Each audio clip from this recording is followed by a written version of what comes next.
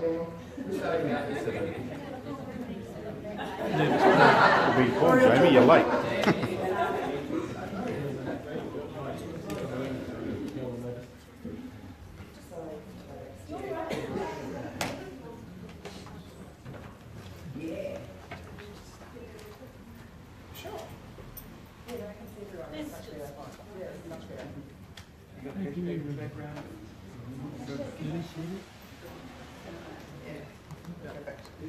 Okay, hello everyone. My name is Mel Martin. I work with the Young Workers Resource Centre here based in Hamilton, down the road. Welcome to Give a Shit This Election.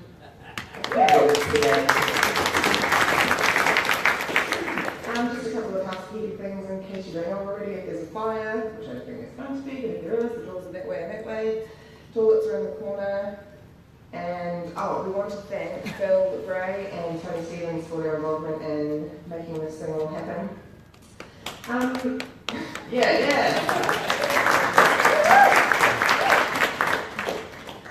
So we're here to ask these guys a few tough questions. Thank you very much for coming and joining us tonight, candidates. I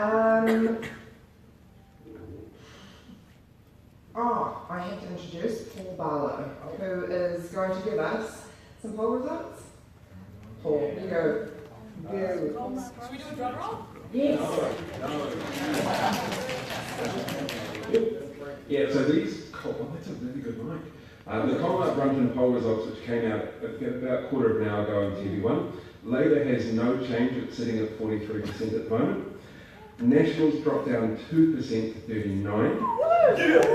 New Zealand First is up 1% to 9%, while the Green Party remains constant on 5%, meaning that just get in at the moment with the party vote.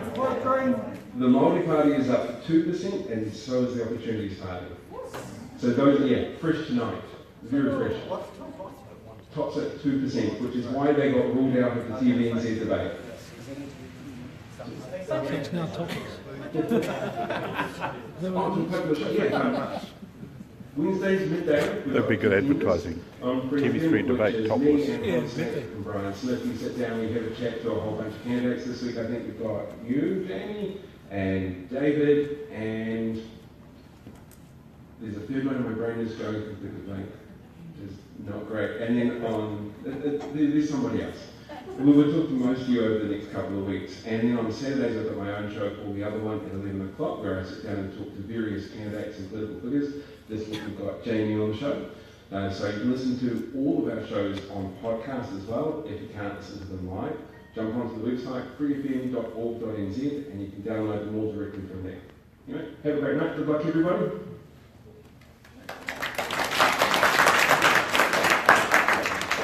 Okay, so this event was called Give a Shit This Election, not really because we, the young people, don't give a shit, because I think it's pretty clear that we do.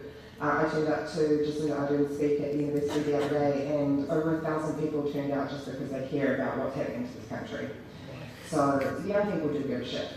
Sometimes, and I hate to say it, candidates, that we feel maybe a little bit like MPs and Parliament members don't give a shit about us. So, but we're happy to be shown otherwise, and that's why you guys are here, and we are keen as to hear what you guys have to say. So we're here to educate ourselves, we're here to inform, we're here to grill, dig up some of the dirt, ask the tough questions. All the questions that we've got tonight came from young people who are interested in the campaigns.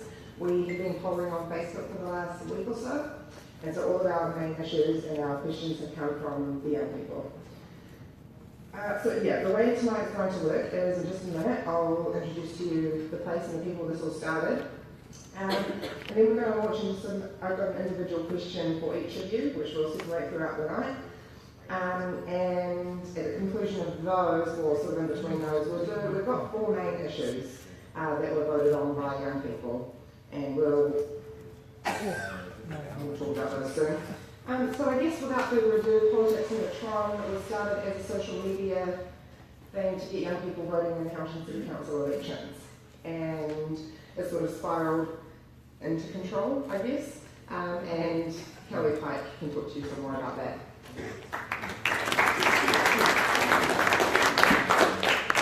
Hi, kia ora, I'm Kelly Pike, or Kelly from the Tron, if you listen to Free FM 89.0. I'm really stoked to see you here tonight. You've proven that people do actually care, and now it's time for the 10 candidates up here to tell you for the 9 candidates up there to give a shit about the things that matter to you. We need to hear that they actually understand what is important to us. Politics in the Tron came about because the voter turnout in last year's local elections was 31%, which is basically undemocratic.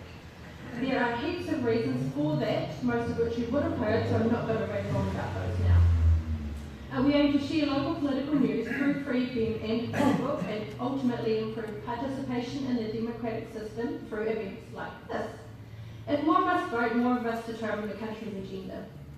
Politics in the Tron is driven by myself, but I rely a lot on Phil Bragg from Free FM, who listens to my weird ideas when I come into his office, designs cool posters, does the sound at events and puts on pizza. So thank you to Phil.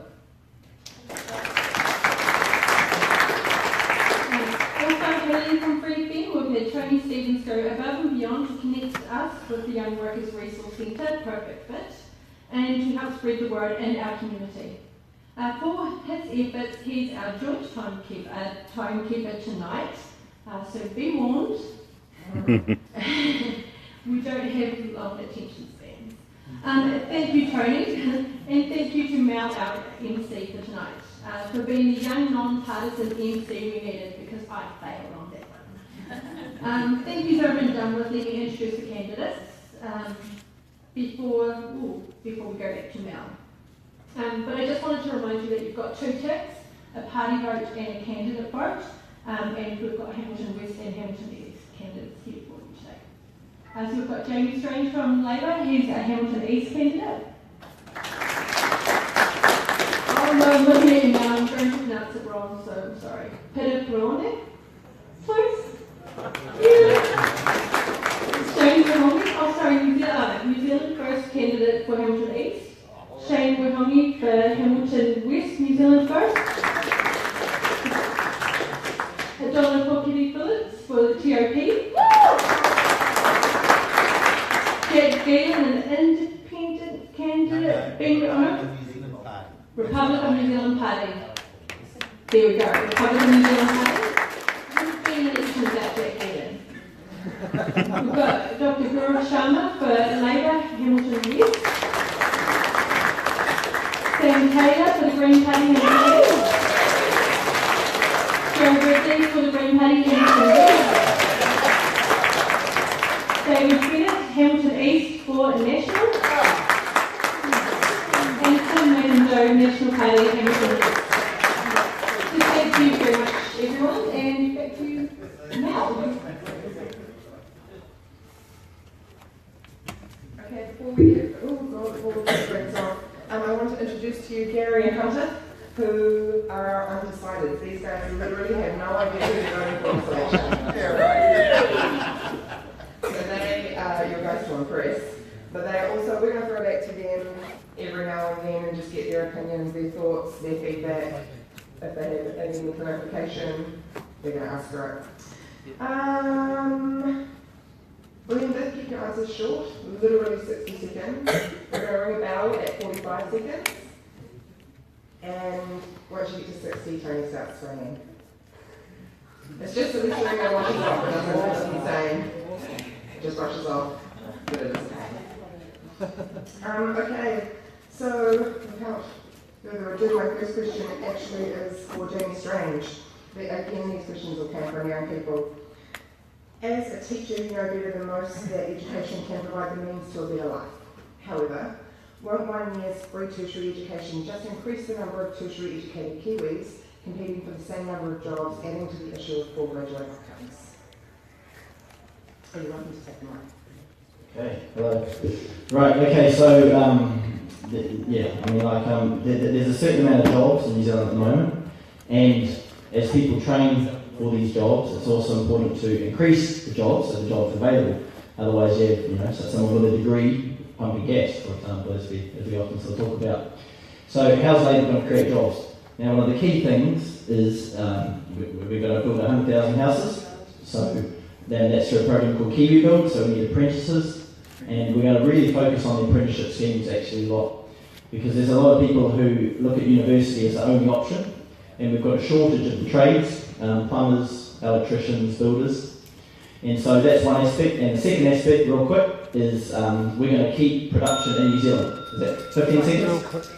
15 seconds. So, for example, at the moment we're sending raw logs overseas to be processed. Why don't we process them here? So we will create jobs, labour, that's what it means, labour.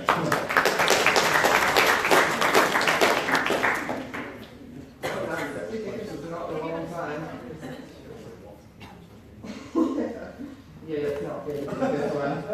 Okay, so my next question is for Tim. Tim, there has been a lot of social change over the past 2 years, or 2 decades. Did you support marriage equality, and what do you think the next step for LGBT rights in New Zealand is? No, I didn't vote for the same-sex marriage bill, and I did that because I wanted to preserve the traditional Christian view of marriage. I was disappointed that the debate didn't actually centre on what I think would have been a much better way of looking at it, and that is have a distinction between civil marriage and Christian marriage. Had that been the case, I would have been quite happy to have supported it. What is next? I'm very conscious of the fact that LGBTI people are grossly overrepresented in our self-harm and suicide statistics. Therefore, we need to do quite a lot more in that area to try to ensure that they feel supported and respected in our community. What do you think, panel legislators? Good response. I reckon it's a valid response, and I can see where you're coming from with that one. Yeah, I thought it was a pretty impressive call, and also it's interesting that a lot of same-sex couples haven't, used the marriage facilities. They've used the Civil Union Bill and had those sort of unions because they themselves don't want to so much identify with the Christianity element of marriage. So I think that's something interesting to consider as well. So yeah, I respect what you said. Okay, so like I said, we've got 4 main issues that we want to talk about that were voted on by our young, or some of our young. So our first main issue that the young people wanted to talk to you guys, or some of you guys about, and we're not going to have time for every single one of you to talk on every single issue. We've got about 4 or 5 minutes to 7 minutes to share. So the first issue is employment and education. It's a concern for us that when we leave school or that when we finish studying, there won't be any jobs for us to go into. With the number of graduates going into jobs within their profession dwindling, and with wins in social controversy, we don't feel like that's an option either. What do our futures hold if we can't work to support ourselves or our families? So, anyone can take the floor first? Do we want to pass on one now, or? Yeah, so they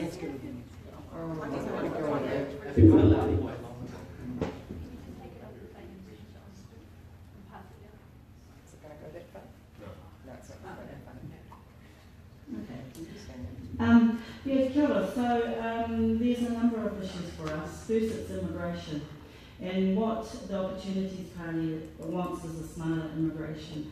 So we're bringing in a lot of skilled people that are taking up a lot of labourers' jobs, and so a lot of our Kiwi people are missing out on employment. So what that's doing is keeping our wages down and keeping our unemployment high. The other thing is that there's $40 billion going out in procurement from the government. So that's a lot of money and a lot of jobs, and that's contracts going overseas. So again, we want to bring that back. So it's Kiwi jobs first. Kia ora.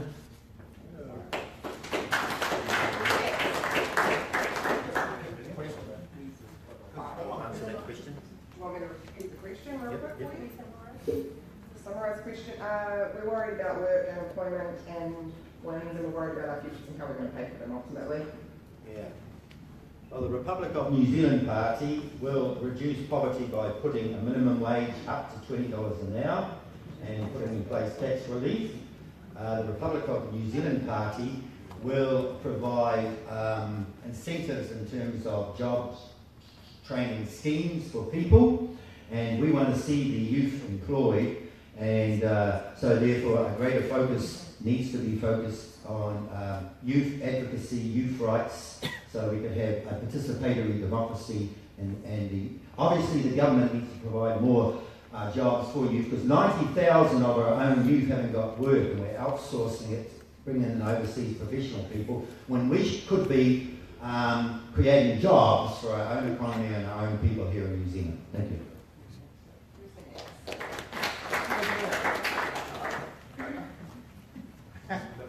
Yeah. So Joe and I are answering the team, and I tend to talk a lot, so I'm going to take one of my dad because he gets these So first up, overcoming precarious work and getting some security around work. And second to that is investigating things like universal basic incomes to create flexibility and also security of incomes. And I reckon, and the Green Party reckons, youth wages are crap. You do the same work, you should get the same pay. So we'd scrap the youth wage because that's like a pretty good deal. Do you want to hang on? Oh, yep, also. So education is really important. Early childhood education and early childhood teachers. We need 100% qualified early childhood teachers in our centres. That's really important for work as well, because I know people who are studying to be early childhood teachers who work in that area now, and they're like, actually, what's going to happen is I've got a job, going to get qualified in the area, then I'm not going to get a job in the area I'm trained in because they won't be able to afford me. We need to change that. Is that a minute? Sorry. And live welfare. Yeah, live welfare. We haven't hit our ballot. Can we keep going? Oh yeah, okay, so here are the other things that we want to do. Did I tell you I was a talker? So the Green Party's policy in terms of tertiary education is that for every year you study and accrue debt, if you keep going. I think they'll just turn off the mic if it's too long. For every year that you study and accrue debt, that you then work in the community or volunteer in the community, we would wipe a year of debt for a year of study. So that ensures that our skills stay in our community and that our people have opportunities and get to give back. But where's the money going to come from to pay for that? Ooh, nice question. So, where does money come from? This comes up a lot, and it comes up a lot for the Green Party. And we actually already have a huge amount of money that government is responsible for. So what we have to ask is, what are our priority spends? Is our priority to shave a few minutes off your trip between Napier and Hastings and to spend $10.5 billion on roads? Or is it to say we spend that $10.5 billion on investing in education and into our children and our young people? Okay, we're going to give you one more. Do you want to go?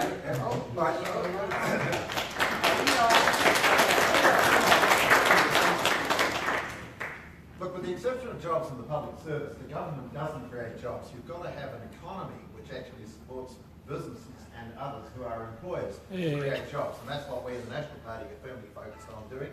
On the question of youth rates, one of the issues that young people often find is that they are passed over for jobs by employers who want people with a bit of experience. And therefore the aim is to try to give employers a bit of an incentive to take them on and give them that first step on the ladder. As far as university is concerned, we've kept the previous government's policy of interest-free student loans. Taxpayers subsidise most university courses by around about 75%. And so, that's a pretty heavy investment by the New Zealand taxpayer in our best and brightest. We want them obviously to have the best opportunity they can for education. Absolutely, we need more and more people in apprenticeships and filling all the trades, because that's where the real future is in job growth. And we, as I say, are firmly focused on trying to ensure that we maintain sound economic management that encourages people to take on, young people in particular, give them a chance.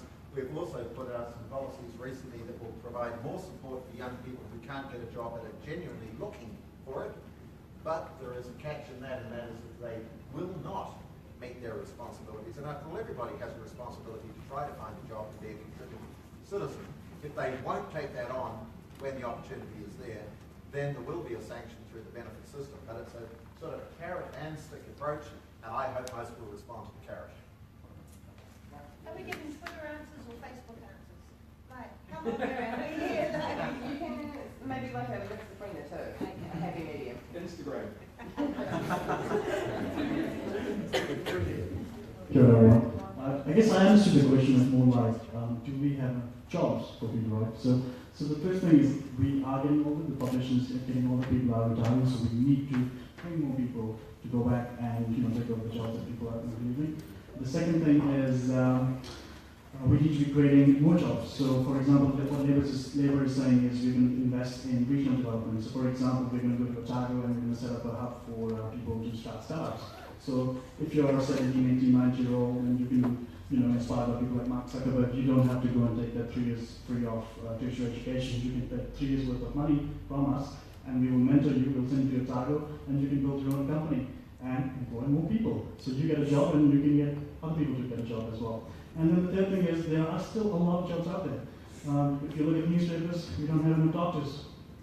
Well, some of them are doing politics, that's why. But we don't have enough doctors, we don't have enough teachers because they're join politics as well. So we need more teachers, we need more doctors, we still need more people to provide our jobs at the moment, but we also need to look towards the future because people are retiring, they're getting older, and we need to bring more jobs. So there is a plan for all of that. Thank you.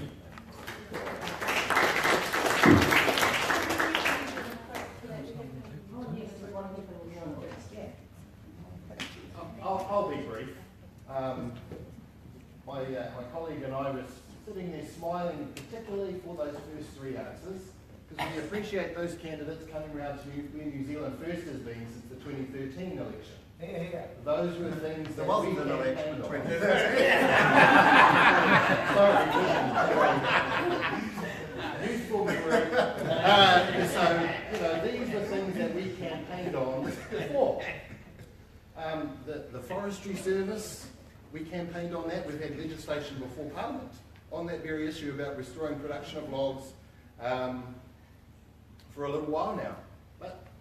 So we appreciate that. $20 minimum wage, already announced that. These are things that New Zealand First has campaigned on for a long time. And I have to applaud Donna for bringing up immigration so we didn't have to.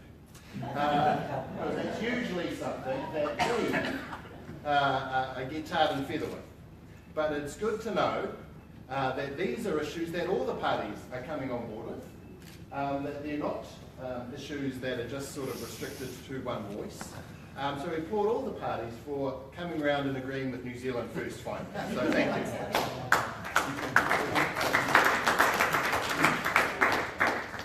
I can't let New Zealand First say that we're agreeing with them on immigration.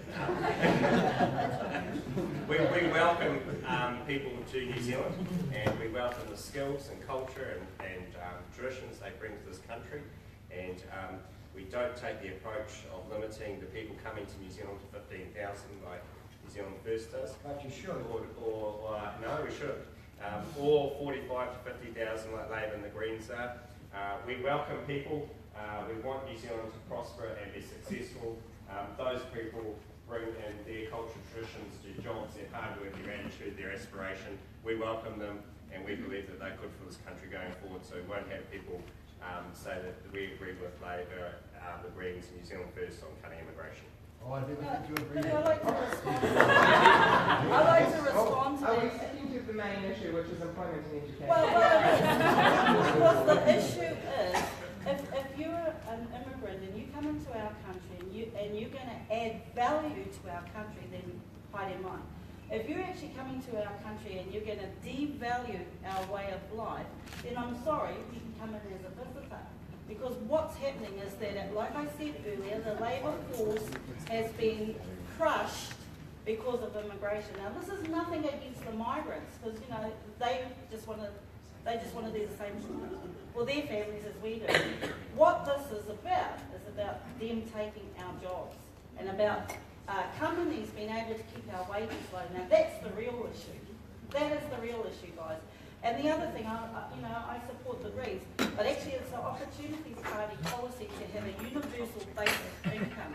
And that's going to go out to families with children under 3 and to the youth between the ages of 18 and 23. Unconditional basic income means that there's no conditions. So if you want to go out and you want to go to university, or you want to set up a small business, or you want to go surfing, piece of pie, we're going to give you a hand up. All right, our attention's waning. We're going to cut it off there. I've just got a question for you. Are we ever going to allow a question? No. Yes. No. Okay. So, wow. I'm excited for the rest of this. What do you reckon? You guys have anything to say? Gary and Hunter? I got tired and then I thought of a question and my brain Okay, so let's go with quick 5 questions. Remember, you've only got 60 seconds to answer. The first is for Joe. Joe, fluoride has been a political football in Hamilton over the past few years. Where do you stand in the fluoride debate? Fluoride is that it's a public health issue, and we believe that we support the research, which is to have fluoride, but we believe it should be a local decision, and that local should decide on that. And we also support the idea that people choose not to have fluoride, then where possible, local bodies and councils should make that available. And I'm happy to say that there is one tap I know of here in Hamilton, Useless though. So, Why not turn it the other way and not have it in? Because how do I get water from that tank? I'll take a 20 litre container, walk across town to get it. Can I? No. Don't let Jack answer. So our next question is for the Hamilton East National candidate as well as the current holder of the seat, David. You represent a student-heavy electorate. What do you make of the fact that university tuition fees are rising while graduate unemployment has increased significantly over the past few years, with as many as 60% of graduates working in areas where a degree is not essential? Well, first of all, I dispute those facts that I don't see where you've got the facts of 60% working in non-essential areas. The first thing is to look at, and we just had the rankings of our universities come out this week, and it's really important to look at it, that the universities are saying they'd rather have the investment in themselves rather than in student tuition costs, and you're seeing the dropping in our rankings of our universities. Waikato was one of the few that went up, but the rest are dropping. And that really just shows that if we buy into policies like Labor's putting forward around more money for students, that's really going to hurt the quality of the degree that those students are going to get. And we need our students to be getting the best education so that they're competitive. Thanks, David.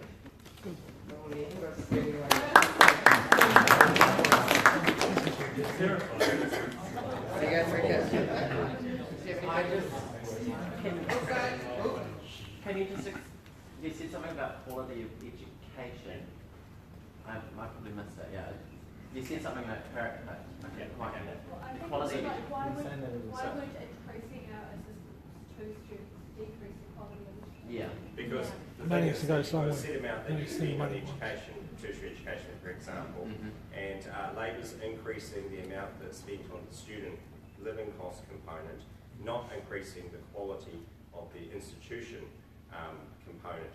And if you look at the institutions, they're saying we need to increase the quality of our institutional framework, not have the money, if you're going to spend money in tertiary education, spend it on the institutions, not on the student cost of living. And that's been the debate that we've been to when the student loans first came out. I'm fine with it. It's always been part of the debate. I think, No, you go. Oh, we don't allow to do that. Oh, I just feel so strongly about it.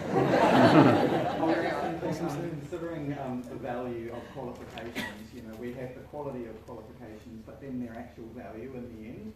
Like, for example, I studied a Bachelor of Arts in Politics and Journalism, and I worked in basically volunteer journalism for 7 years before I finally moved out of Auckland to Hamilton and was able to get a job down here, because the market is just so saturated up in Auckland. And I'm just wondering if there should be programs to encourage students more to direct into things like trades and agriculture and things like that to foster ability for which there is more work, instead of the universities effectively leading them on, which I and a lot of my friends feel like has happened. Yeah, that's a good point. And so there's a couple of things there. First of all, that if you get a tertiary qualification, statistics indicate that you have much higher incomes over your life and you have more options. So you do get a very good return on that investment during that time.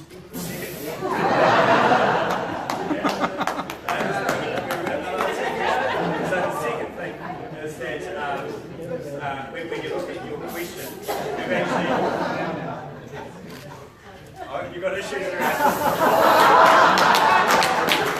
Sort them out.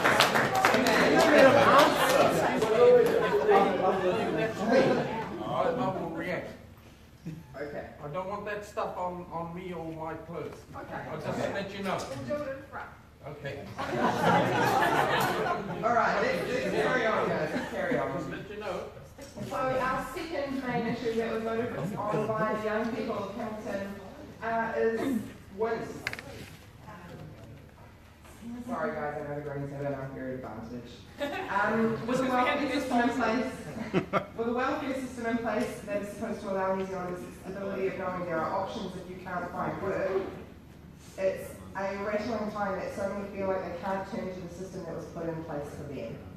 A culture of shame and not being good enough even for WINS has been put in place by way of harsh criteria, insufficient training for work and income staff, government budget crackdowns and key performance indicators. What are you going to do, /can you do to improve the situation and make these young people feel like they have the government working for them and protecting their future? Go Greens. Yes, there's a time limit. What's the time limit? What is the time? You've got like 3 minutes max. When does it start? Right now. Okay. Oh, well, we feel like this question was written for us because the Green Party, this is one of our core platforms of this election, because we feel so strongly that our welfare system has become a poverty trap. And here's how that trap works. Families that I work with maybe don't have qualifications, or they've just got qualifications.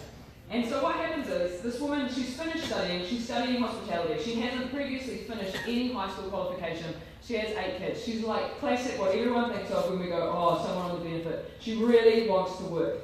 As soon as she finishes her qualification, she's looking for work. That work is going to be in the hospitality sector and it's going to be minimum wage work. And she is going to lose more money in work than she would get being on welfare. That is so wrong. And the reason that happens is because the rate that your benefit is taken away from you as you earn is more than what you can earn. But here's what else is going to happen. She's going to finish her qualification, she's going to be required to get a job, and if she doesn't, she's going to lose 50% of her income. How is that fair for her? Or what about her kids? They are suffering because of the ideological madness of the government with its punitive system. Joe, I'm a beneficiary advocate, is what I do for like Aroha and Love and in my spare time.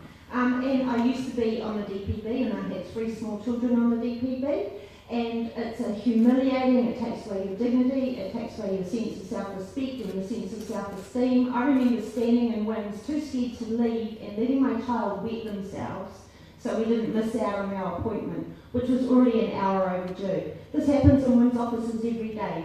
It's just inhumane, it's not the way we treat people in our society, and it's absolutely no way to care for children. So our policy is to immediately increase all benefits, including student allowance, by 20%. This hasn't happened for a really long time, and actually I think it basically hasn't happened since Muldoon slashed benefits in the 80s. So big problem there. We need to increase... Oh, sorry. 1991, Motherwell budgets. Slash benefits, Ruth Richardson, and all we're doing by increasing them by 20% is actually to take them back to their value at that point in time. It's still not enough money to live on. Yeah, exactly. And we're also going to get rid of all of the punitive sanctions. So that includes, it's starting to shake. Drug testing, work testing. If you have a disability, you're required to prove every single year that you are still disabled and still unable to work. So there's like a big cost in going to the doctor to get a certificate to prove that. And it's humiliating and it's hard and it's unfair and it shouldn't happen. So we're going to increase benefits and we're going to get rid of sanctions. It's also crazy. Thank you. Sorry, next Yeah, look, I absolutely agree with the question. There's a certain amount of degrading aspect around WINS. Now, they have a couple of policies. The first one is that if someone's been on the dole for 6 months or more, we will get them work. We will provide work for them. So whether it's Department of Conservation, planting trees, whether it's fencing off waterways, whether it's working in a community group, we'll get people active, particularly young people, and we'll basically give them a sense of purpose, which I think is really important. Second one, I think we need to have a real close look at the way we do, at the way WINS works. Something I've thought about, it's not Labour policy, but it's something I've thought about, is, for example, let's say you lose your job, and we'll say, look, for the next 3 months, we'll pay you a salary out of your KiwiSaver, and you don't have to go to WINS for 3 months. So you've got 3 months to find that job, so you take someone completely out. That's just an idea, and I'm not sure, what I'm saying is, we need to look at the whole system.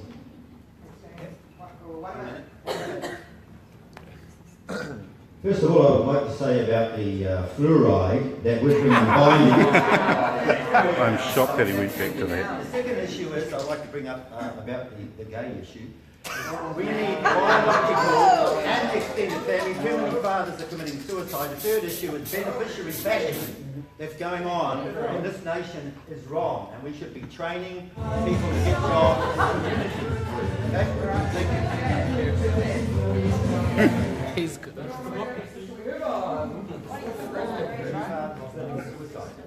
Alright, let's move on. We just lost the question. Bishop nominated as net because the public expected it. You guys want to say anything? No. What do I say? Okay, so our next individual questions are for the Hamilton West Labour MP or MP candidate Gaurav. What local organisations or activities do you think are crucial in improving the quality of life for Hamilton's young people?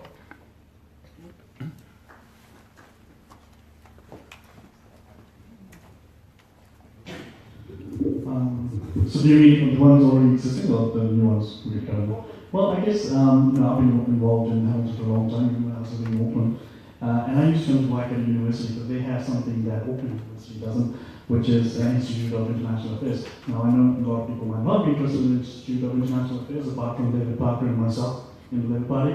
But there are a lot of things that the university can do and does do very well. I've been to quite a few of their departments where they are, they've got, for example, things for high school students, where they're reaching out to kids in high schools and getting them involved, obviously because, you know, they can come and enroll in the university, but also when they are in high school to see if they can engage with them on those topics, so that's one of the things.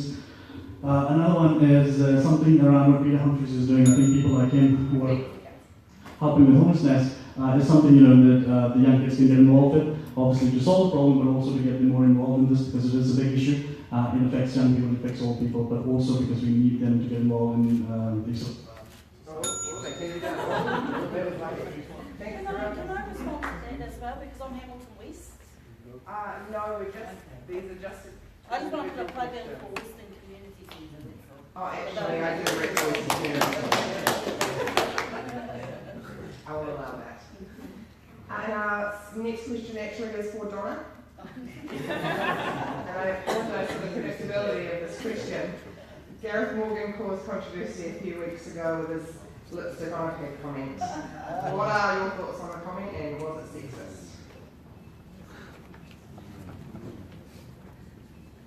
Gareth is a bit of a attention seeker, so I must say that got us some pretty good attention.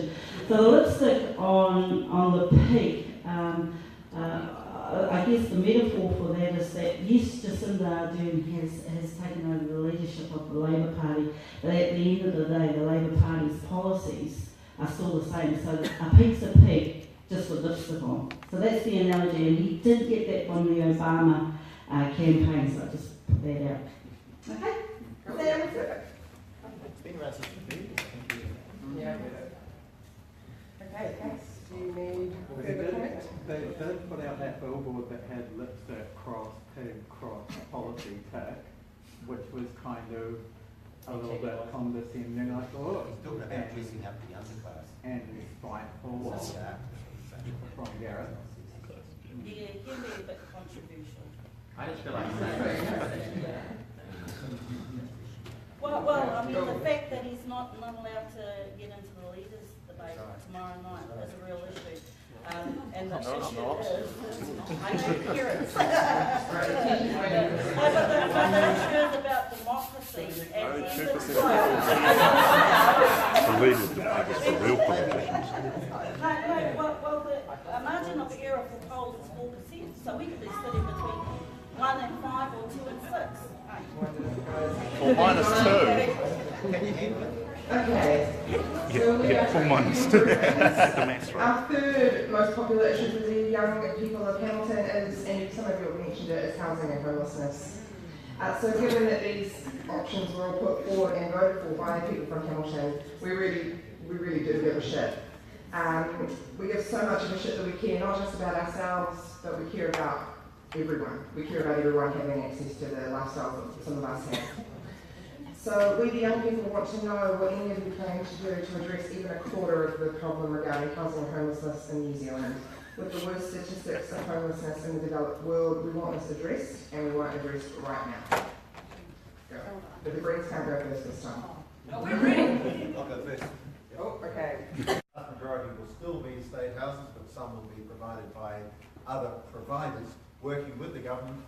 The important point is not so much who owns the house, the important point is that it is accessible, i.e. in a place where people need it to be, that it's fit for purpose, i.e. that if there's a family of 4, they've got something that meets their needs, that it is affordable, and that it is healthy and well insulated. And that's all part of our social housing policy, and we, I imagine, in the next term, if we're back in government, would commit to a further increase, because clearly we know the need is there. Here in Hamilton, I want to acknowledge the People's Project who are doing a fantastic job in dealing with homelessness, and that is a model which we as a government strongly favour and are rolling out more widely.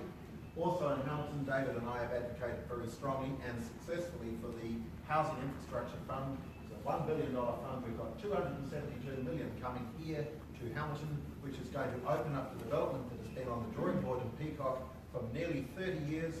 That will see almost immediately 750 new homes in the southern part of the city, in the new Peacock subdivision, and over the next 10 to 15 year period it will roll out to 8,100 new homes.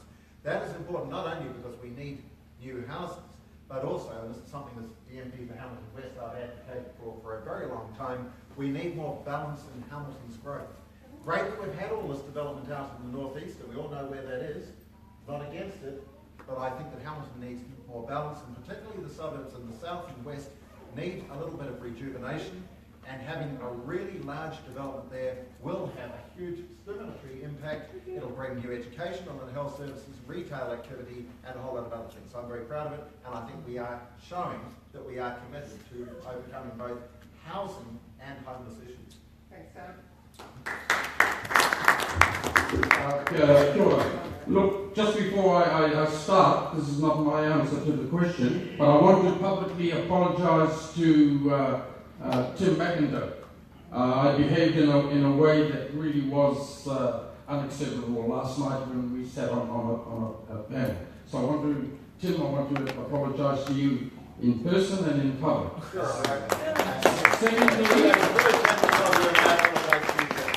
Secondly, to a question that was put to me twice on 2 separate occasions, whether or not we supported the idea of a proposed establishment of a medical school here at Waikato University.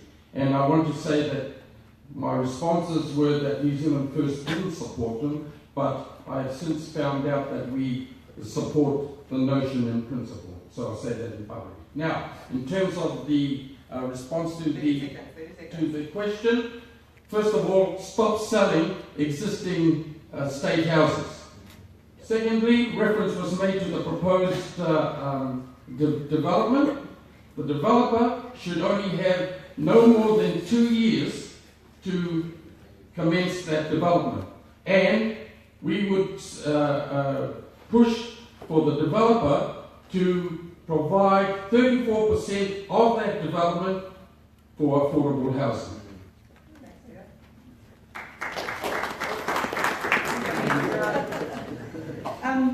In regards to the housing problem, the Opportunity Party really wants to get to the core of the issue. And the core of the issue, some parties will say it's about supply, we say it's about demand. And that demand is because people are investing in housing. So housing has become an investment, not a home. So we want to shift that, and the way that you shift that is through a tax reform. So Gareth will say that his lot are only paying 10%, and all of us in this room are paying between 24 and 30% in taxes, and he wants to change that so that 80% of us will actually be better off. We'll have a 30% reduction in our taxes, which actually allows more money in our pocket.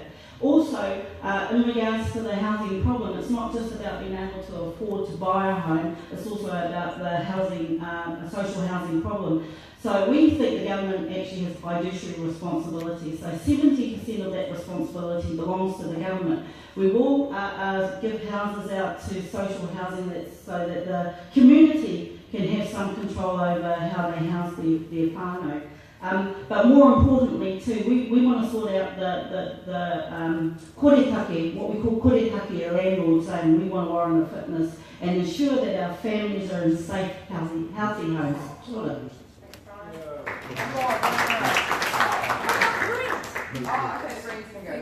I'm sorry, Sure. Homelessness is something very close to me. My dad was homeless in 1996 when he first came to New Zealand.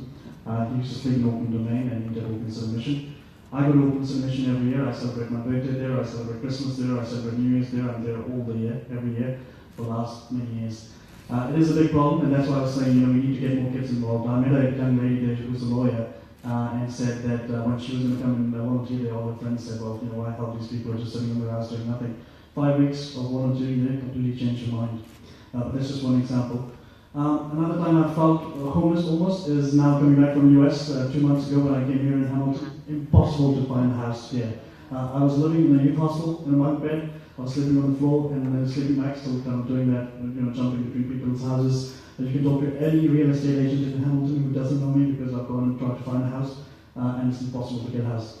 So first of all, yes, stop selling social housing, build more houses, that's all fine, that's great, but there are a lot of other problems related to that. There's mental health issues. People, you can't just buy a house and send a big person in there if they've got issues. They might have been raped when they were young, they might have been abused when they were young. There's so many other things that are involved. So part of it is getting good education. I got out of this, my family got out of homelessness because I got good education. That's one thing. The next thing is making sure that we put our mental health support in place for young people, for all people, for everyone. And then obviously, putting houses in place is a big thing. But homelessness is a big thing, and it needs a lot more than just building houses. Yeah, there was a study done recently in the University of Otago which found that there were 3,000 homeless people in New Zealand. So that's people living on the side of the street or bunking on people's couches. They just literally don't have a home. And between 2008 and 2014, the national government took their hands off housing, particularly in Auckland, and just let the market have its course. And house prices have been absolutely crazy, and that's been spilling into other areas. Average house in Auckland, $900,000. $900,000. And the government, and in 2014 we had LVRs coming, and that was the Reserve Bank acting because the government wouldn't act. So Labour's got policies to get involved in the housing market. There's been market failure. One more example, just quickly. Look, I'll just... Sit down. Who else agrees? Hand, show of hands, you guys want, yep, you go to Greens. Go to Greens? Yeah, that's what we like. 60 seconds. 60 seconds. So I'm going to quickly talk about homelessness. Sam's going to talk about homes. Homelessness, we need to improve social services, mental health.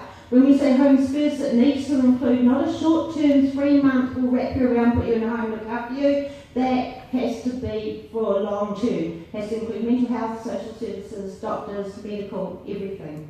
Long-term, like at least 3 years. So there's 4 key parts to our housing policy. First is basic rights for rentals and a minimum standard for housing, because if you own it and it's your asset, well actually it's our life and it's our livelihood and it really matters. So minimum standards for rentals. Great to hear that Tim supports that. Looking forward to his support of our policy if he's in either opposition or government. That'd be great. Other aspects is that we need to build more homes, and we want a progressive home ownership scheme. So what that means is for people who are on low income, and a lot of those are people who have disabilities, we want to see them being able to own their own home. So it would be an income-adjusted rent-to-buy scheme, which actually is a really significant wealth transfer and gives families stability and is a long-term solution instead of a whole lot of transience. We also want a capital gains tax, because you shouldn't be able to hide your wealth in property to escape it being taxed. Everyone else's income is taxed, actually, too. Labour needs to come out with Thanks, guys. Just to remind you, if you don't mind not talking over each other, because these guys are actually trying to learn something. So maybe if we could just with it. I feel really bad. My mum told me not to say things like that to people. Okay, so we're on to our next section of individual questions, and the first is to Shane of New Zealand First. Having lost 600 New Zealanders at least to suicide in 2016, mental health is now of fundamental importance to the communities affected by these losses.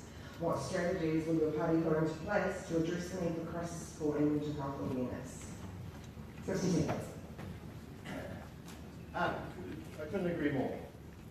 This particular issue is quite close to me because I actually live with someone who is being cared for by mental health services. So suicide is a dreadful waste. It shouldn't happen. It's far too common. And we need to actually confront it seriously. And the good thing about it is actually being talked about more openly than it has ever been before. So this issue is important. It requires resourcing, not only to the care, but to the people who are expected to respond, like crisis teams that we have here in the Waikato, like the hospitals at Henry Bennett, like all the institutions in wraparound. We need more help and funding for these people. And the people who are caring for these people also need help and assistance as well. Thank you.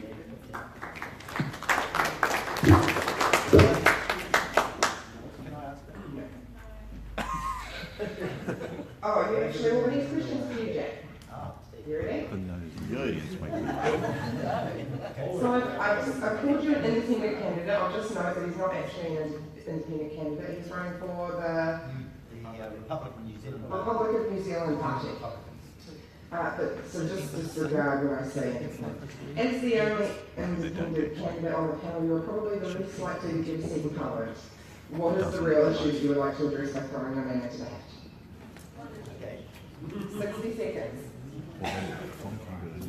Our party believes in a new constitution because we don't have an entrenched constitution representing the rights of all people. All males have a licence for suicide in this country and their rights are not being regarded. The second thing is direct democracy. We need text voting. We need to tip the whole electoral system over because only a minority vote. The third issue is restored families, family restoration, because as I was saying before about the biological and extended family, 400 males a year commit suicide, 8 males a week.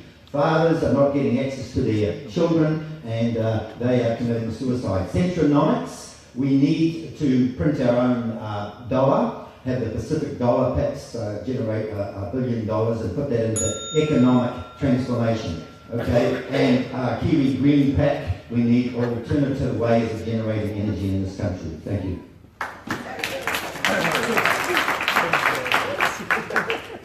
Okay, we come to the fourth and final issue, and it's actually pretty brief, but it's not really an issue, it's just something we want to put up for discussion. Research was conducted recently at the University of Waikato that uncovered, while the issue is politically popular, the Hamilton train route from here to Auckland, is there actually the demand for it? Is it a waste of money? What can you do for us? Guru. 60 seconds. Well, as somebody who is on the Auckland list and is running the electorate in Hamilton, I do travel quite a bit, I live in Hamilton though, and we definitely need the commuter train. I know a lot of other people have been talking about it. You know, there are students here who are studying Auckland University from Waikato, and it's so much easier for them to live at home or living in Waikato and studying Auckland University. It makes their life so much easier. Somebody quoted about 1,500 people going up there every day to Hamilton, to Auckland, and you know, going in busy hour traffic, it could take about 3 hours. So what we've planned is a 3-stage process. Stage 1, we're just going to put the commuter train in at the same rate as at the moment, and then see how many people will take it up. So twice a day, we'll go up to Auckland and to Tauranga, and then we see what the sort of usability is, and if people do take it up, we'll make it faster and do a lot of different things to it. But I definitely think there's a case for it. I'll just add to that real quick. And there's going to be free Wi-Fi on this all, which I think is important. So you can watch Netflix. I watch Cobra Show there. So the proposal was put forward by Greater Auckland, and so we've taken the Greater Auckland proposal, and we're going to roll that stage 1. To me, it's a no-brainer because of the historical value of the scenery between Auckland here and Tauranga, and commuter transport would bring upstep our rail transport and keeping up technologically with other countries. I've got trains that go 160, maybe 200 kilometres per hour. So I'm all for that because there's nothing more romantic than travelling by train. I was brought up as a child going to Huntly Convent by train every day. So I'm all for that, and I don't know why we haven't done it yet because it's a way of linking Hamilton, Auckland and Tauranga yeah, has a wonderful historical value. New Zealand First has always supported the rail, and in fact, since government first sold a New Zealand Rail, we've railed against that sale right up to now. And I think it will be just a matter of time that the space that we currently enjoy between Auckland and Hamilton will become smaller and smaller. And while I appreciate the expressway, because it's only an hour and a half to travel, I think that there is a need for rail to facilitate the exchange of movement between the two cities, where people can choose to either work in either locality. So we sit and support the rail. We want to go after national.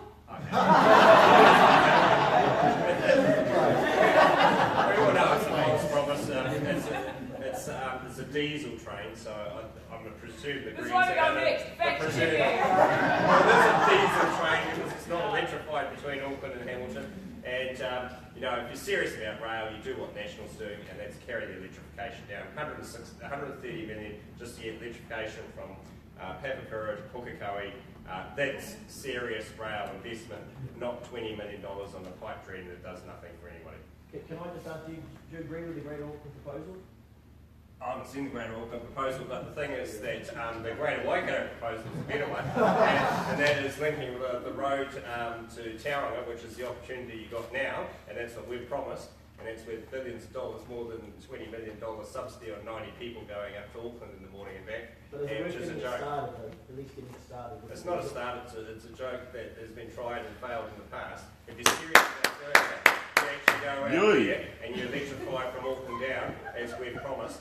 And if Labor was serious about rail, they would have said that, and that would have been billions of dollars to get electrification from Hamilton to Auckland. They're not serious about Waikato, and they haven't given us anything in this region, and whereas National has, and so that's the answer. Yeah, no, we did the expressway with $2.1 billion that they didn't give you either. Here's the real Here's the real joke. No, that's not true. That's not true. That's not true. The expressway was not started under Labor, and the Labor put $0 into the components of the expressway that we've done in the last 9 years. So it's a complete inaccuracy to say that Labor started the expressway. That's not true. I was the MP. When I was the MP, Annette King opens one chunk of the expressway, and she said, "Look what Labor's done opening this part of the expressway." It was actually started by National. I've got so much to say to this.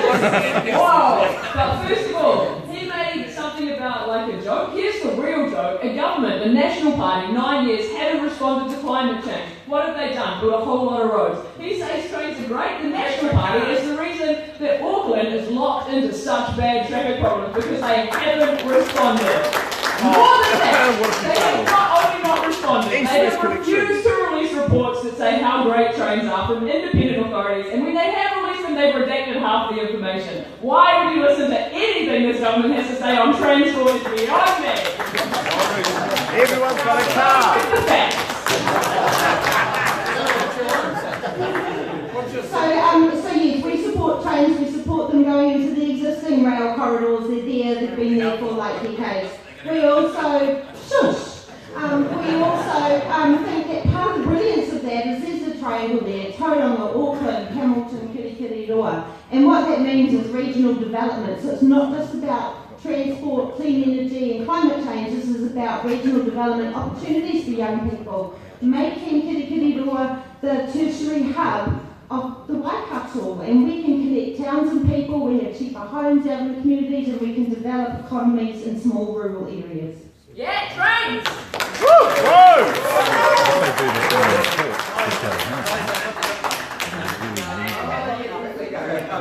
National wants it involved. Stop diesel. In the short term, Yeah, but you can put diesel a on logical and option would be to have a park and ride facility in Tuakau or Pocono where you could then jump onto a train into Auckland. Britomart at the moment doesn't have the capacity, so there are logistical challenges there. You either have to open up the old Auckland Central Railway Station or the one in Newmarket, and then of course you've got the geography of the Auckland Isthmus, which means that it's not necessarily where you want to go. But, as I say, longer term, I think that probably this is something that will happen, but in the short term, the logical thing would be to enable people to get on a shuttle or something up to a parking right facility in just over the Bombay Hills, and then be able to jump into the train. But I don't see in the short term that the train can come all this way, because as David said, until it's environmentally friendly and sustainable, it's probably not the right option. I'm allowed a 30-second rebuttal. The MC said. How's that fair? Okay, so, like, all of this talk about roads, do you know what's happened in terms of our carbon emissions in the last 9 years? Have they gone up or down? Up. They've gone up. We have invested how much money in roads?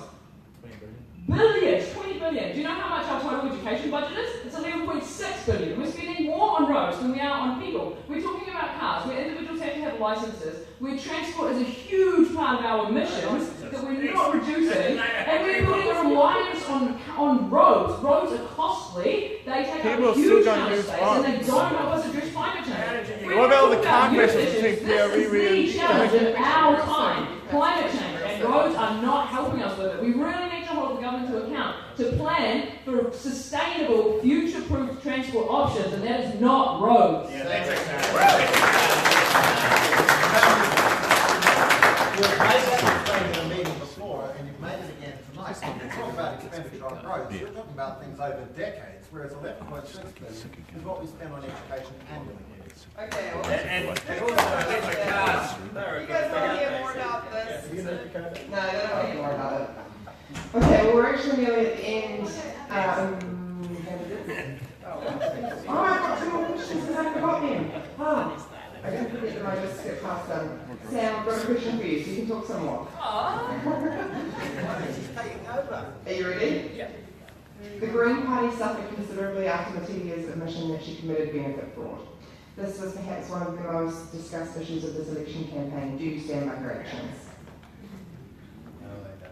Yeah, I absolutely do. We have to have a conversation about welfare and about poverty in this country. Matilia said that she did something 25 years ago when she was a 23-year-old. How many of us made a mistake when we were 23? Absolutely. How many of us didn't have an education in high school and got through law school while raising a child? I think she is a phenomenal woman. She has huge strength. And anything the government has invested in her in terms of welfare, what an amazing return on your investment to have a strong politician, a Māori woman. And for the first time, how many people in our society felt like they were represented by someone who understood their experience and who knew what their life was like? Isn't that the point of democracy? Absolutely support Materia. We absolutely need to talk about child poverty and welfare in this country. She's amazing.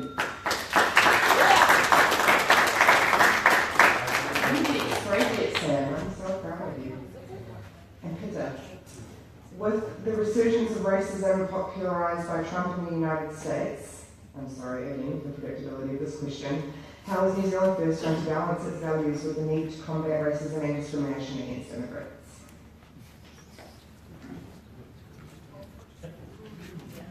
The matter of racism has never been an issue for New Zealand First. And isn't it odd? Hey, hang on. Isn't it odd? All the other people have spoken about limiting immigration, right? But when New Zealand First mentions it, we are racist. And we don't perceive that as being racist. The position we have is in our name, New Zealand First. And if we're going to rely on immigration to meet the skill shortage that we have, then quite clearly, we are paying the price for it. And so New Zealand First has always railed on asking people to, not so much people, but the government to focus on training our own people. Otherwise, we're going to continue on the road that we're on as a country at the moment. Thanks, Peter. I think we've heard from everyone now, haven't we? I asked you all a question? Yeah, cool. Okay, so we are just about done. Who wants to ask a question? Okay, this is the first hand up. Sas, from where you are.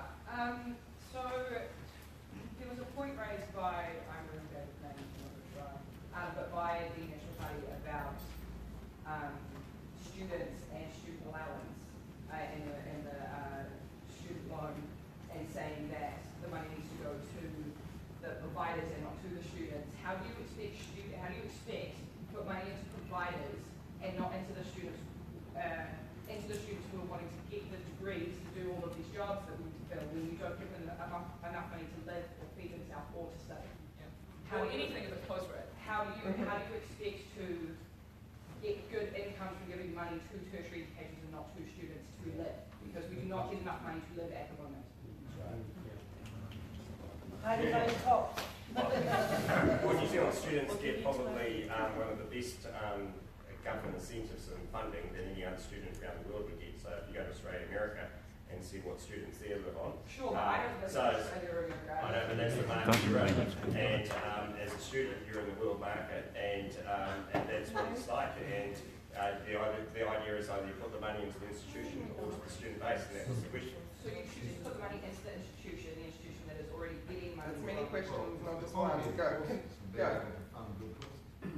But what is the point of funding a course? Because then you get a good degree. But if the people you put into the course have no fuel in their lives to finish it, because they do not get enough money from the government who wishes to fuel them to live. One more response, then we'll run out of questions. One more response from you guys.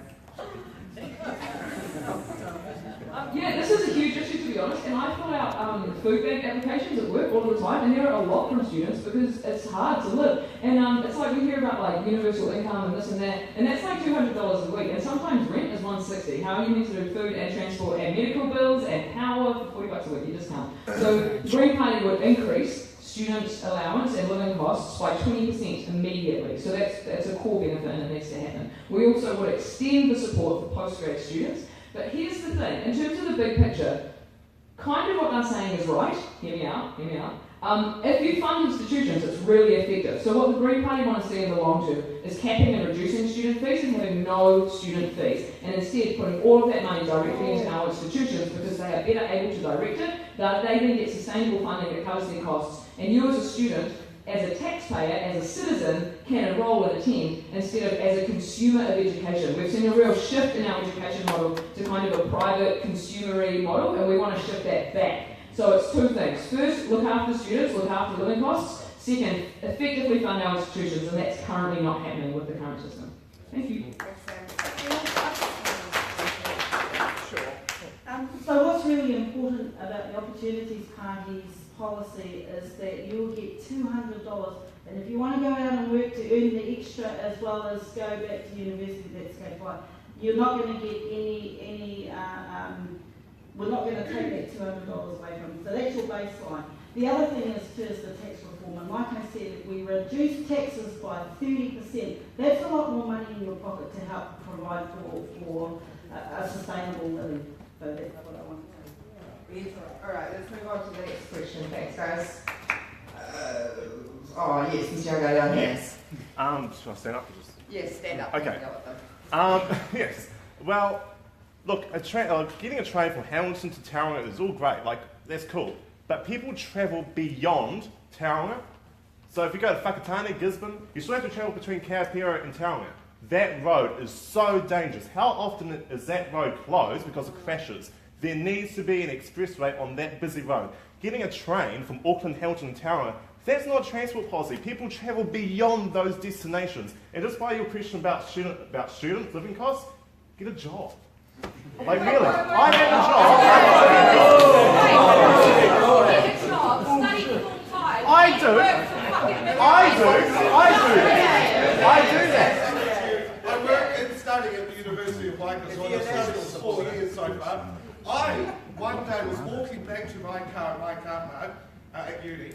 I walked past a bush, and there was a two-year law student living in the bush.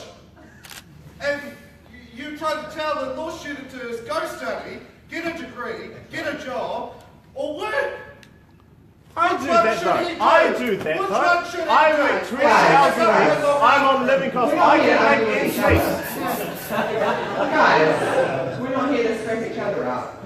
That's not what this is about. Gentleman down the back. I apologise for that question for offending you. Questions only, not statements. Oh yeah, did you have a question? Yeah, that question on the roads. I would like that roads question answered. Yeah, so it's about roads versus rail. Yes. And it's important that we do both. It really is. I mean, there's not an unlimited amount of money, so we do have to be careful, have to be wise. But it's, yeah, we certainly do have to do both. In terms of the, where to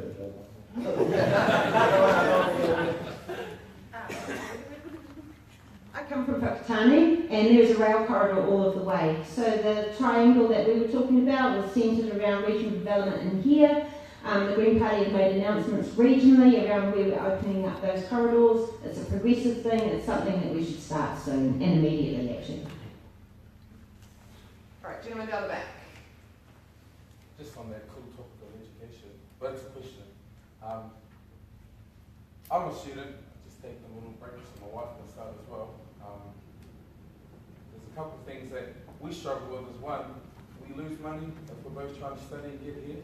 So I have to jump off and try and work so our family can stay above board. So I don't understand how you want us to get ahead in life, but pin us when we're both trying to get ahead in life. First question. Secondly, I don't care, education is really expensive. Coming out with like 30, 40 grand at the end of it. I get it, there's a price to pay, but some of these papers are like useless that we have to take. Yeah. So about a year and a half of my schooling is a waste of time. It's called electives. It's got nothing to do with my degree, but they want me to pay a bit more money to boost up the uni. Like I will not use it. Every millionaire that comes back and talks to Waikato University bashes it and says, you use none of those electives. Like everyone who's made it and gone on to be something. So why is our education system pinning us to the wall with debt, but trying to tell us that it's for our benefit? When we're not even, like, I do film and I have to go and do a math paper. I was like, what? I don't like math. That's why I do film. But you know, that's the only thing available in my time frame to try and graduate. You know what I mean? Like, so anyone who wants to answer that, I'd love to hear your opinion on how we can get us out of that. Who haven't we heard from too much? Shane, you're pretty quiet. Yeah, completely agree around tertiary education. I worked for a tertiary institution for 6 years, so I see the tendering process at level 1 and 2, dealt with that as well as the enrolment side. And I too had to take electives when I studied at Waikato University, and I have not used art and philosophy yet. So on your first point, I think you're quite right, that we should be incentivising people to be able to train and study, and then enabling them to move out. And you're right, the fact that we would sanction people who both want to study, who both want to do things and inevitably work and contribute to society, we need to respond to that, and we should. The second part was, sorry, what was the second part? Like useless electives that cost me lots of money. Yeah, well, I mean, universities or tertiary institutions, they're set within a parameter from the Tertiary Education Commission, and so they do the best they can to fill in their funding gaps. So you're quite right. Should we get rid of those electives? Yes. But institutions will go wherever the money points them, is the short answer. The Opportunity Party is going to review the tertiary, the whole tertiary system. So, and they actually support what you're saying, that there's some courses out there that shouldn't actually be funded. So the first point there, to answer your question, is the Opportunities Party will review tertiary. Nothing to do with the degree they want now. Yeah, there's we have a competitive model with the universities across New Zealand, which I think at times actually hurts our country, and it can be potentially a race to the bottom as well. So we certainly burn it all. Well, these are the issues that we want to address, guys. So it brings up in government. And the blue just here. So this is for either of the National Party candidates. You guys like to prattle on about your strong, stable economic growth, and we have had modest growth over the last few years, and yet our statistics when compared to other OECD countries at the moment, and we all know what they are pretty shocking. So your strong, stable growth is not getting through to a large part of New Zealand. They're not seeing it at all. So my question is, why would we give you another 3 years to keep doing that? We do have the best statistics in the Western world. So you name me another Western government that's in surplus. You name me another Western government that's got over 3% growth rates. you name me another Western government like consistency like that. Incarceration, child poverty, youth suicide, mental health. You give me some stats and I'll give you just as many, which are really, really Well, bad. that's the whole point of tonight. I'm giving you the stats, and Right. you asked for some stats, and I'm giving you some. So we've got low unemployment, we've got low interest rates, we've got a government surplus, we've got high growth. Those are the economic conditions. You asked an economic question. Those are the best economic conditions you're going to see. You show me another country some of the stats that you just talked about. So some of your stats work for some reason in this country, and some of the other stats aren't working. So there's inequality. So you're giving me some stats which probably work for, I don't know, 20 or 30% of New Zealanders. That's great. There's a whole lot that aren't seeing that, and everybody in this room knows that. You don't feel that that's Right. one thing to say something. Okay, so recently at work I was doing this project with my friend Rob about food poverty in New Zealand, and we were looking up a whole lot of statistics, and we wanted to compare it to like income and employment and stuff like that, and we learned that 5 times in the last 6 years the government has changed the way they measure the household labour survey, so you can't actually compare that information. So our employment stats might look good, but why have we changed the way we measure it so often? That's ridiculous. And if you want to talk about growth, yeah, it's 3%, but per capita it's less than 1%, and actually it was less than that in the period beforehand. So it depends which numbers we pick and which numbers we look at. That's what the OECD has said. Whatever.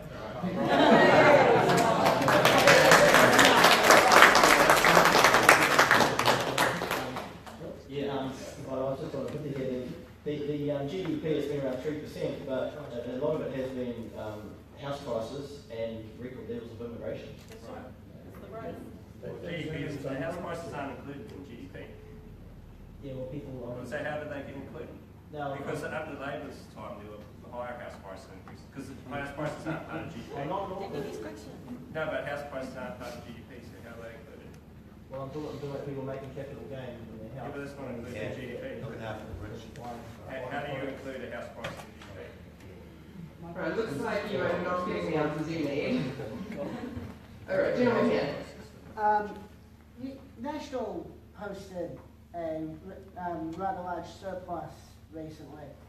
My question is, why are we posting surpluses when stuff like our DHBs are grossly underfunded? Teachers who want to teach in Auckland can't afford to teach in Auckland because either buying a house is nigh impossible because price, and or rent is nigh impossible to afford because house prices. So my question is, what's the point of having a surplus when there are clearly things we should be spending that surplus on? Well, there's a very good point in having a surplus, and that is that if you are in deficit for a long time, you have very limited choices. And you may remember that when we came into office in 2008, Treasury, so an independent and very reputable body, was saying whichever party came to government that year faced at least a decade of deficits, probably more. And at that point, you have really serious problems. And you've seen since then, the global financial crisis hit, and a whole lot of countries around the world, and David alluded to this a moment ago, had to implement really tough austerity measures, which have really hurt people. This government said that isn't good enough. We borrowed heavily during the GFC to protect people, particularly the vulnerable, and keep them in employment. We now have a position where we can withstand future shocks, because the next thing you need to bear in mind is that the Canterbury earthquakes have had a massive impact in New Zealand. To you, the taxpayer, it's already north of $15 billion. We've recently had the Kaikoura earthquakes. We would have not very much opportunity to deal with those sorts of things if another major disaster strikes, and it's probably a question of when, not if. So there is that aspect. There is also the fact that we believe that it is really important we take a targeted social investment approach to improving investment in health and education and law and order and all those public services that you depend upon. And you have seen significant increase above the CPI in all of those important indicators, but as a government, we've held ourselves accountable, set ourselves measurable targets so that you can say, not just that we're spending, because the difference between our party and the parties on the other side is that they believe you should measure the quality of a party in government by how much money they spend. We believe that you should measure the quality of a government by the results they're getting for that investment. And for that reason, yes, having surpluses is really important. I'm very proud of the fact that our government did far better than Treasury was predicting, that we've now got the surpluses. You are seeing us as in a government spending quite a bit more now on things that we can afford to do because we've got those funds. If we remained in deficit, we couldn't do any of it. People are checking their phones, give a break. One thing. Go, It's come going to on. be three things. He is right. It is when, not if, because climate change, which we are not responding to, so where does that fit with strong, stable economic management? Our emissions have gone up. Our emissions trading scheme doesn't even include agriculture, and it's a cap and trade scheme without a cap. So it's doing nothing to reduce our emissions, okay? So first thing, yeah, prepare for more shocks unless we respond to climate change. Climate change actually happens to be an amazing economic opportunity if we take advantage of it, but we're not. The thing I really wanted to say is that the surplus, it's not an actual surplus, it's a budgeted surplus. So when we talk about money and where's it coming from, what the Green Party believe is that if we spend money on the most vulnerable, the poor, those that need it the most, what do they do when they have a few extra bucks? They spend it. Where do they spend it? In their economy, locally. What does that do? It creates jobs. It has a multiplier effect. It's better for all of us if we help those with the least. So that's actually a really good spend. Austerity clearly didn't work. We need to do essentially the opposite of that. We didn't do austerity. There was something else I was going to say. Must have been a Right, I've got a question for everybody here, and it's pretty much inspired by where we are at the moment. The creative industries in this country make as much money as forestry. It's our fifth largest importer of money, fifth largest element of our GDP. But it's not something I've heard any of the parties talk about. Job growth has always been about working in trade, working in industries like doctors and lawyers and stuff like that. I want to know what you guys are going to do, or what you guys feel that you've done to help grow the creative industries in this country. And I want you to do it in 30 seconds. Well, we just have to take one part of creative industries, film, for example, and we've made it possible for major films to come here. Labor in the opposition have sharpened that and said that they don't support that. That's really important for the brand of New Zealand creative industries around the world, but also important for building those skills that we have for very talented Kiwis. Two things. One is creativity starts in early childhood education and goes all the way through school. We need to ensure that our education system supports creativity in people. Second thing is that creatives need an income, and even to launch themselves. My daughter's an artist; she's always pohara, so that's where the UBI and investigating UBI and basic incomes come in, so that people can support their creativity and earn income. Yeah, I believe we need a resource-based economy, and we need to start investing in creative pursuits and allow people to develop entrepreneurial pursuits and their own creative designs in life. Making your journey visual is one area that I work on at Suicide Prevention, where people define their journeys in terms of their trauma and grief. Everything looks so pretty with the arts today. We need to define where people are really coming from. So I see a great need to allow people to really express their heart's desire in terms of their creative, their trauma, and what they're going through in life. In regards to the Opportunities Party, if you're in poverty, if you're suicidal, if you've got mental health problems, there is no creativity. So we want to, in regards to the unconditional base income, we see that as a base to giving people a hand up to eliminate a lot of those stresses.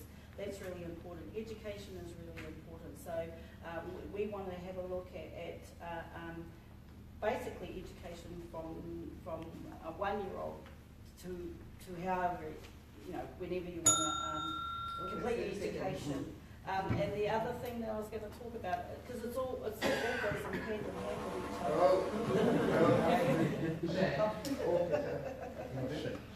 30 seconds. The question was around creative industries in New Zealand. What I could refer to as the party's broadcasting policy. We support New Zealand content on New Zealand channels, providing more support in film, television and creative services here in New Zealand to be shown here in New Zealand. So that's my 30-second answer. We support creative Can I industries. throw in a little bit of a gap there? Yes. Number 55 on your list, Ilya Rukar. He's a Czechoslovakian filmmaker. Yes. How much does he have to do with broadcasting with New Zealand content? I don't know. I don't know. I met, Ilya is a good guy. So, but I don't know how much influence he had on the broadcasting policy. But it's been there a little bit. So New Zealand content in New Zealand. Jamie Agura? Certainly New Zealand on Air is an absolutely vital part of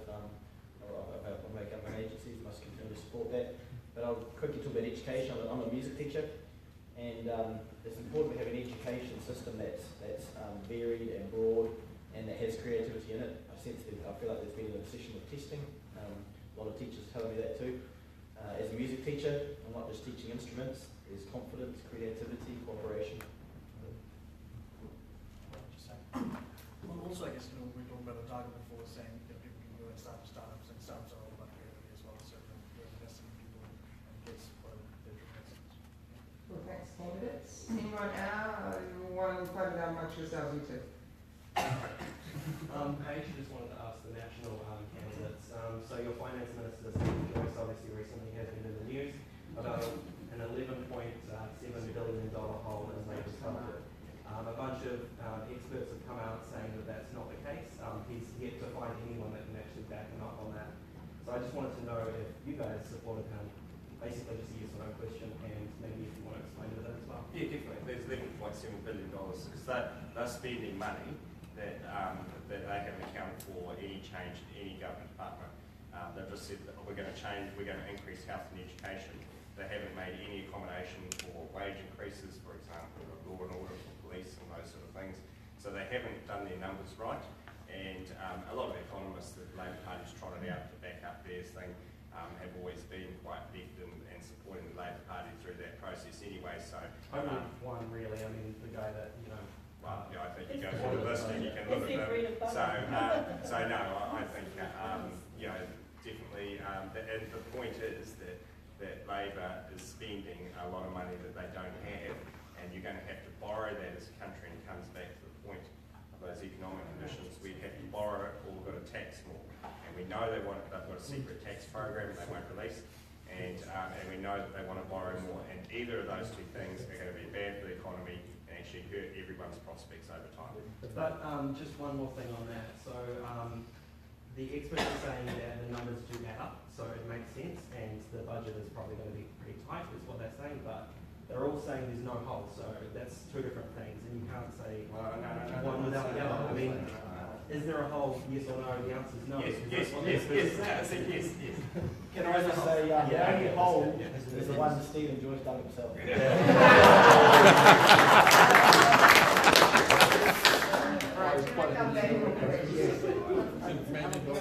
Alright, guys. A big question. I mean, the world's driven and the economy's driven by economic indicators, and obviously varying levels and degrees, the economies are missing out. What would you put, a question for everybody, as the most important, New Zealand to be leading in the world of the future, the most important non-financial indicator for the future? So one answer from everyone, one quick answer from everyone.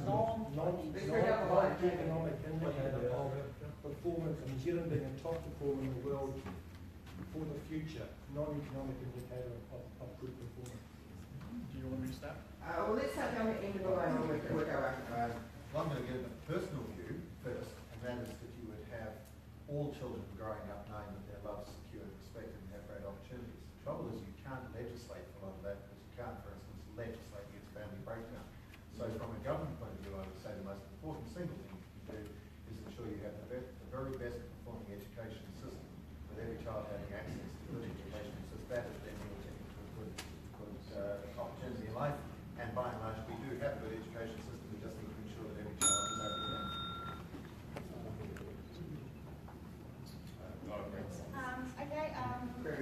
Indigenous rights and leading the world and what it is to be a true national.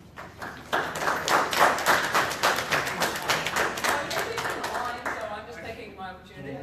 So actually the Green Party policy is to ensure that our government implements multiple measures of progress, not solely GDP as a measure of growth. So we want to see measures of environmental sustainability and ecological wisdom, and we want to see measures of social progress embedded and requiring the government to report on them. So not just how much is our economy growing, but how well are our people doing and how well are we looking after our environment. So I guess if I had to choose just one, it would be access to healthcare, because health comes before wealth, whether you're rich, poor, young, old, and if you're healthy, then you can go and achieve whatever you want in life. I think that's very important for all of us. Yeah. True democracy and equality. Equality amongst races, equality in the workplace, equality in the economy, uplift the standard of all people, And we can do that with a new constitution and direct democracy, where we empower all people to vote in this country, where we all feel one and we're all included and inclusive society. For me, in regards to the opportunity training, it's about, I support the Greens on here to sort out child poverty. We sort out child poverty, then we sort out whānau poverty, and we sort out community poverty and the degradation of our environment. And how we're going to do that is, like I said, through our tax reforms, and we've also got a democracy reset. So we want to create an upper house, and we want to have 50-50 partnership with Māori and the rest of the community, and we also want to put in a written constitution which will have all those protection clauses. This is a really good question. Yeah. And as it's come down the line, I've been trying to think of what would be a really good answer. And the one that came to my mind was what they use in Bhutan, which is gross national income. You know, I don't know how the measures they do, but I think if you have, and what we seem to be hearing tonight, is but for a length of time, people are not feeling happier, and they're not feeling healthier, they're not feeling wealthier, they're not feeling better. So that's perhaps a measure to making sure that society, communities, families are happy. I know that you wanted a special answer other than the economics of it, but at the end of the day, access to good education, affordable housing, access to health services, and employment with first world wages.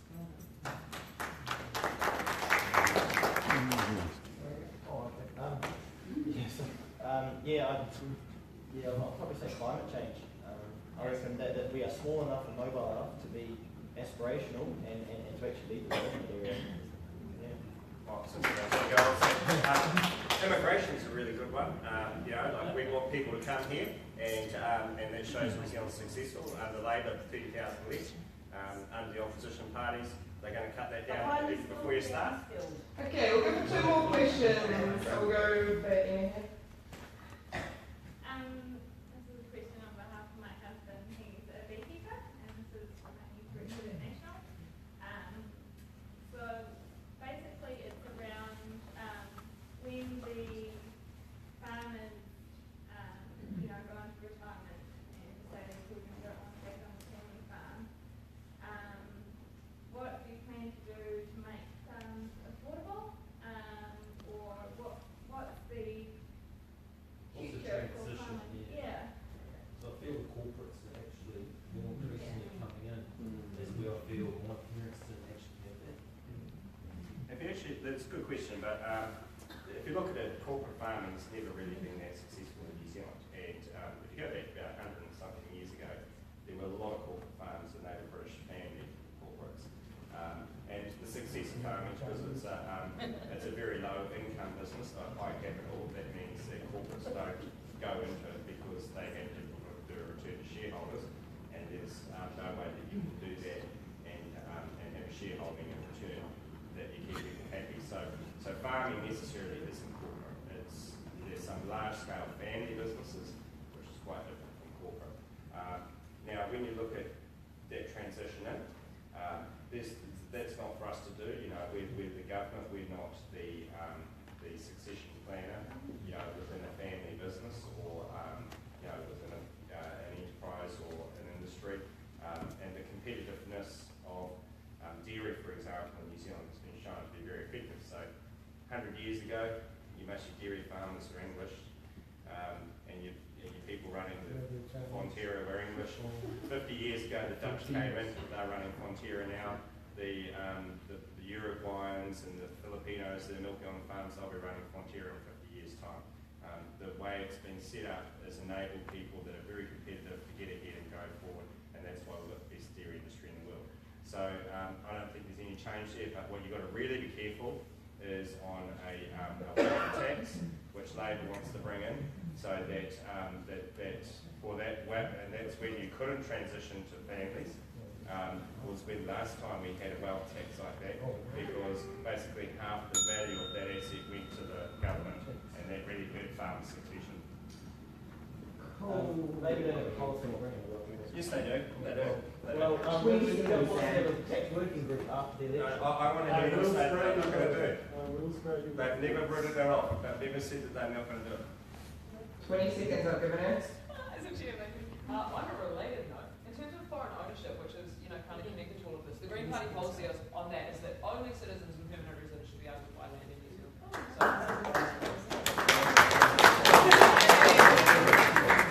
Okay, we've got one more question in the middle here.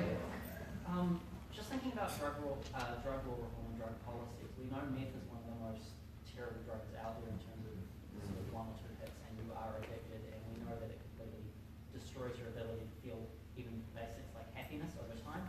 So just to each of the candidates, quickly, 30 seconds, what do you see as the cause of meth or PED getting more prevalent in our communities, and how do you want to address this crisis? Can I start with that? So what the gangs are doing is they're actually taking marijuana out of the supply, and by doing that they're forcing people onto meth, so we want to legalise marijuana to sort that out. The government through the police need to take a definite stand and deal with all the gangs and what they call minimalisation by allowing it. And I mean, this is so corrupt. I mean, it's taking out the brains of our young people. So many thousands of people throughout the country are being affected by it. So perhaps if we legalise cannabis, we could cut out the gang element. And but I believe we need rehabilitation programs throughout our country, and that's something we haven't got at the moment. So yeah, let's deal with it. New Zealand First is their response to that question is employment, because if you look at those who have become addicts, so to speak, it's because idle hands, idle minds, and they find solace in taking drugs. So we feel that the answer is employment. 2, we don't support the notion of legalizing cannabis. So I guess 2 things from our side. One is policing, so that, that we don't have enough resources. Police doesn't have enough resources to allow gangs. And the next thing is mental health. There's a lot of people who, as Peter said, while addicted to this, need more resources and help with mental health. So both of these need extensive amount of funding, and that's how we can prevent people going into these sort of areas. Full drug reform, legalisation, decriminalisation of cannabis. Drug use and addiction is a health issue, not a criminal issue. We need to have public health education, we need to have proper support, and we need to make services for people who have drug use problems available. Part of the problem with PED is that it is such an expensive drug here in New Zealand, I'm not saying it should be lower. The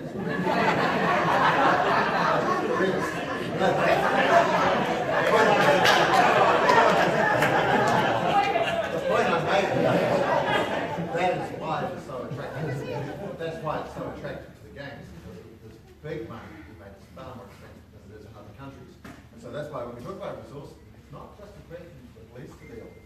In the last 5 years, the amount of methamphetamine and its precursors that's been coming across our borders has increased really dramatically. And the customs people, when I say this, I'm Minister of Customs, have been doing a great job. They're intercepting a hell of a lot more of it, but that also tells us that clearly there's more coming through. So one of the things that we are committed to doing is increasing our offshore resources to make sure that we work with our international partners to stop it coming in from Mexico and Asia and Canada. That's where it's the big organised crime syndicates, and that's where we've got to direct a lot of our resources offshore to stop it coming in. Okay, I just got to ask very nicely, and because I'm saying yes because he's on our panel of undecided. It seems interesting that we live in New Zealand, which is branded as Clean Green New Zealand Aotearoa. Our campaigns exactly have that. I don't really feel that we've actually discussed the issue of environmental protection at all tonight, which is weird in New Zealand for fuck's sake. So, I'm sorry, so can we go along all of the parties and their views on obviously this issue of climate change, green environments, what your policy or plan is, and does it actually matter, or should we just keep pumping diarrhea into our planet? And can you do it in less than 20 seconds each? Or maybe one per party. Oh, one per party? Yeah. I'll go first. Nick Smith, you would have seen that radical where he's crapping inside the glass. I thought that was incredible because all of a sudden throughout the country we realise just how dirty our waters are. So we definitely need to promote cleaner water and take the bio-D element down in the river. So cleaner water is probably our main focus. Can I just say, we know what the problem is, guys. What is your party going to do about it? Okay? We don't care. Oh yeah, it's it. I know that already. What So I'm going to tell you as many solutions as I can in 20 seconds. No. There's quite a lot of them. Okay, so water quality. We want a levy on pollution because what that does is it requires the land use to be adjusted to more sustainable land management practices. So really important, levy on that. And with that money, we want to return it to farmers to support them to transition to more sustainable methods of farming. So hugely important. We also want to charge for, oh my god. We want to charge people for water with the water bottling and stuff. I'm going to tell you what they go over here. We're going to double the number of rangers. We need a strategy that deals with our threatened and endangered species, and we want to be carbon neutral 2050. Labour will clean up our waterways within a generation. That's what we've promised. And we're going to do it through a royalty on those who use irrigation schemes and also those who take bottled water and sell it. And that money will go to regional councils to be directly used to clean up the waterways. Also those who have been on the dole for 6 months or more, we'll put them to work fencing off waterways. Okay, quickly. So we're going to make sure polluters pay and reward good operators. We're going to have a swimmable river plan, a moratorium on intensification and irrigation, levy on commercial water use, resolve treaty claims, $20 international tourist levy, and be fossil fuel free by 2050. Also green party policies. Imitation is the best part of flattery. So the royalties on the selling of bottled water, that's been a New Zealand First policy for the last 12 months. We believe that government has a responsibility in terms of the cleaning up of our rivers. Now, this might not be. We believe it's been a waste of time signing up to the Paris Accord, and that the $1.0 billion that we're required to pay should remain here in New Zealand. That was just 30 seconds. Right, we've ratified the Paris Agreement. We are committed to reducing emissions by 30% by 2030. We have detailed plans to, hold on, I only get 10 seconds. We have detailed plans to ensure 90% of our rivers and lakes are swimmable by 2040. We've invested record amounts into new walks, cycleways and facilities so that we can all enjoy great outdoors and make a real positive impact on our environment. And our practical environmental initiatives to insulate homes, ban microbeads, gas, waterways and recycle tyres is delivering a cleaner, greener New Zealand, and we'll carry on in that way. I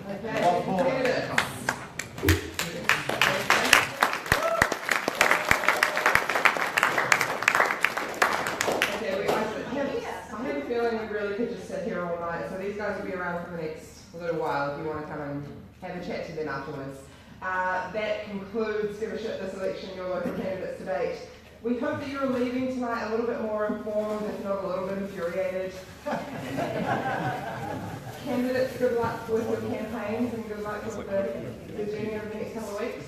Thank you, Mel. Thank you for your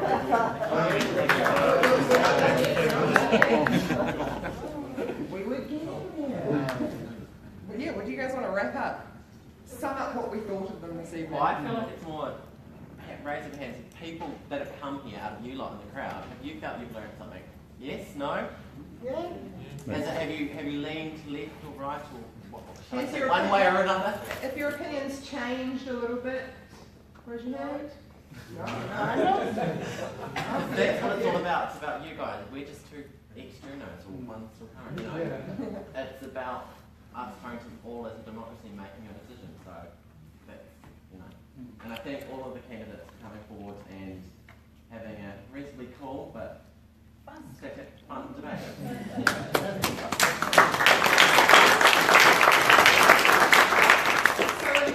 Don't forget to vote. Early voting opens on September. Monday. Official voting day is on September 23rd. It's a Saturday. International vote votes are open now. International votes are open right now.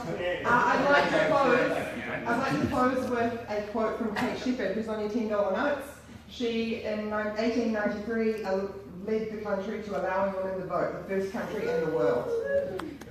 She made a simple statement at the time: do not think your single vote does not matter much. The rain that refreshes the parched ground is made up of single drops.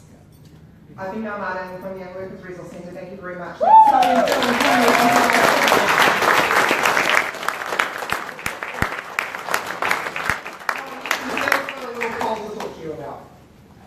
Hi everyone, on behalf of Free FM, thank you all for coming. Before you go, I do want to acknowledge Kelly from the Tron, just one of Free FM's fine political commentators. Kelly is the person that put us together primarily as part of Free Politics and the Tron group. Now we've got a little exit poll. This bucket is going to be down on that piano with some bits of paper. You don't have to do it, but we won't let you out the door until you have. All we're asking is, who do you intend to vote for, your candidate and your party? And we will publish that poll on the Politics in the Tron Facebook page tomorrow. Yeah, I did it on there. So if you could do that, that'd be great. Thanks everyone, and thanks all for coming. And if there's pizza there and you're still hungry, please. I can predict what that poll's going to show.